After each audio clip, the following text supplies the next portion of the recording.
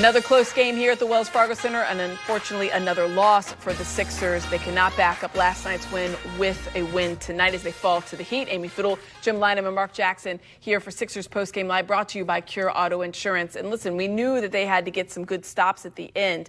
It was interesting. We were watching that last play where the Sixers were down only 3 after Tyrese Maxey's made 3. Heat take a timeout, and the play out of the timeout, credit to Eric Spoelstra, it was not a play designed to draw a foul or anything. It was a play to score. Yeah, in a situation like that, as I'm sitting here watching, Mark and I are saying now, do you have to foul? 24 seconds? Probably not. That shot's going to go up maybe with 5 seconds on the clock is my thinking. Little did I know that the Heat are going to run a side out of bounds play looking to score immediately to turn the three-point game into 5. And I think maybe they caught the Sixers napping. They did a little bit because you saw that was the 30th point, I believe, from Tyler Hero. It came from Jovic, who got the assist on that one. And Mark, you heard Kate Scott talking at the end of the game. It's tough for these guys to stomach the losing, and they've been doing it, unfortunately, not as big a clip as they had been, right? They had won 4 of 6, and unfortunately they dropped this one. And it seems like for them, how disconcerting is it, or is it just frustrating because it's one step forward, one step back? But that's the process. That's the process of getting your team together. Don't use the word process. You absolutely. I totally take the back. That's the situation where you're building a team from scratch, where you're putting guys in who are trying to figure out how to play with each other. And we are I don't know how much into the season, and yes, you heard me correctly. This team is trying to figure out how to play with each other. You got people that are getting playing time, Justin Edwards, Yabasule. They weren't expected to have such a huge role, but they're mainstays nowadays. So you got Paul George now back in the lineup. People trying to figure it out, and you're going to make those strides, but then you're going to kind of take a step back. Paul George infused back into the lineup today. They might have took a step back for us chemistry-wise.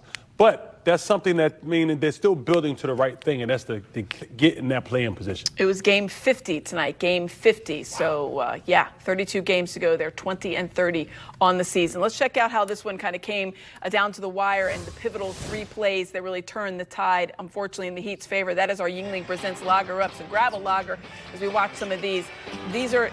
That's a really tough shot, Coach. Yeah, Paul George, number one, he has to look for that shot, but you'd like to think that he would be able to free himself up a bit more to get a higher percentage shot, because you're right on. And unfortunately, off that miss, he'd come down and drain a big-time shot. Pelly Larson going out there, you can see. And then there's the block right there, Jovic on the block. And they reviewed it.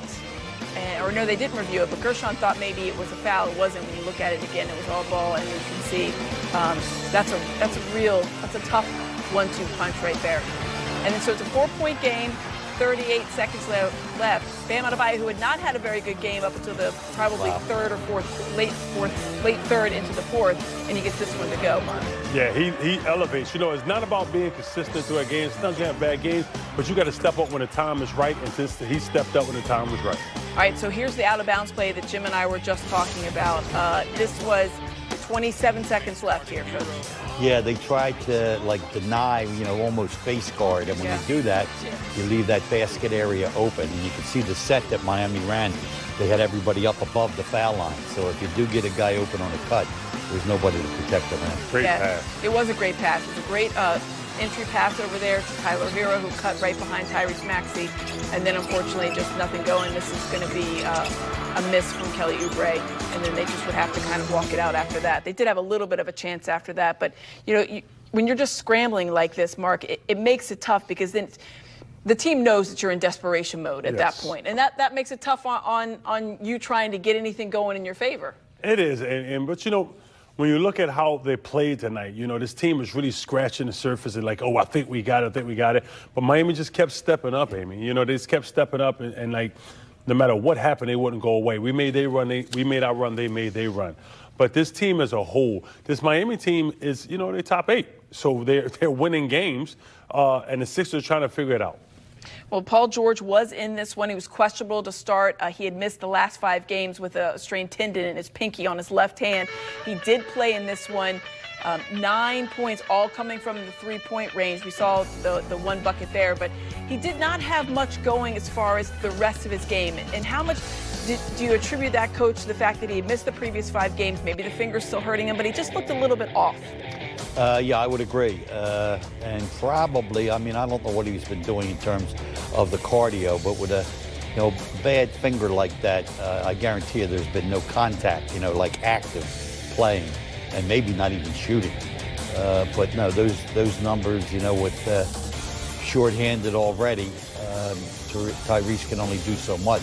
He needs a couple of his teammates to kind of back him up. So he goes 0 for 5 in the 2-point range. Was he just not able? I mean, that's obviously a very tough shot, but do you think it was the shot selection on that he was, held off the scoreboard when it came to 2-point buckets, Mark?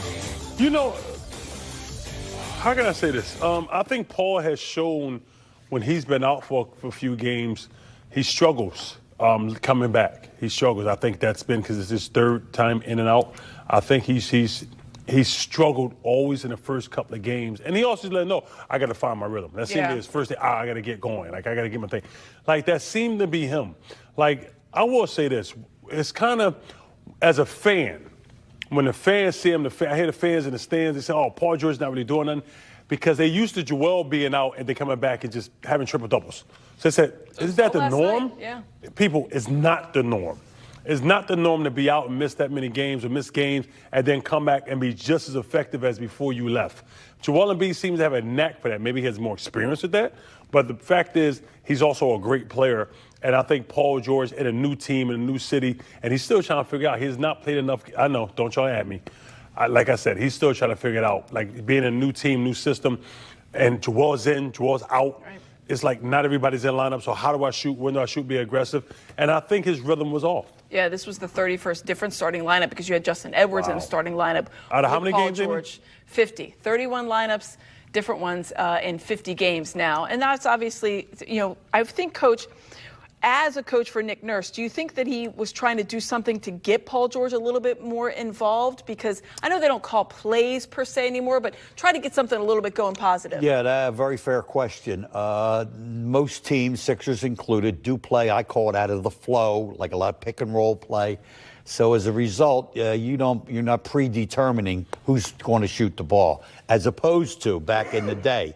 If I wanted Hersey Hawkins to get a jumper, he's going to get a jumper. You call play, you free him up, pass goes to him, he shoots a ball.